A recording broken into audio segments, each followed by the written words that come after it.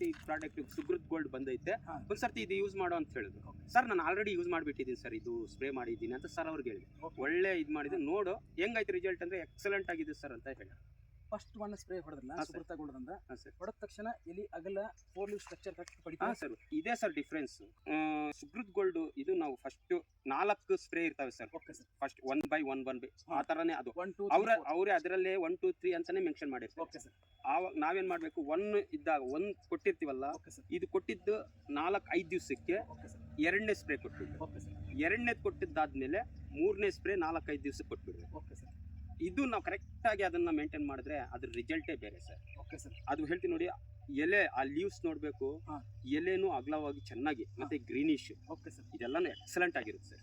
ಹೌದು ಸರ್. ಎಲ್ಲ ರೈತರಿಗೆ ಏನು ಹೇಳಕ್ ಬಯಸ್ತೀರಿ ಸರ್ ನಿಮ್ಮ ಪರವಾಗಿ? ಸರ್ ಒಂದ್ ಮಾತು ಸರ್, ರೈತರ ಮೆಂಟಾಲಿಟಿ ಹೆಂಗಿರುತ್ತಂದ್ರೆ, ಈ ಪ್ರಾಡಕ್ಟ್ ಒಂದೇ ಸರ್ತಿ 4 ಸ್ಪ್ರೇನು ಒಂದ್ಸರ್ತಿ ನಾವು ತರಬೇಕು ಅಂತ ಹೋದಾಗ ಅವರು ಈ ಪ್ರಾಡಕ್ಟ್ ರೇಟ್ ಜಾಸ್ತಿ ಅಂದ್ಕೊಳ್ತಾರೆ. Okay sir. ಬಟ್ ಹಾ. ಒಂದೊಂದೊಂದ್ರದ್ದು ನಾವು ಡಿವೈಡೇಷನ್ ಮಾಡ್ಕೊಂಡ್ರೆ ಬೇರೆ ಪ್ರಾಡಕ್ಟ್ಗಿಂತನೂ ಈ ಪ್ರಾಡಕ್ಟ್ ನಮ್ಗೆ ಚೀಪ್ ಅಂಡ್ ಬೆಸ್ಟ್. ಹಾಂ.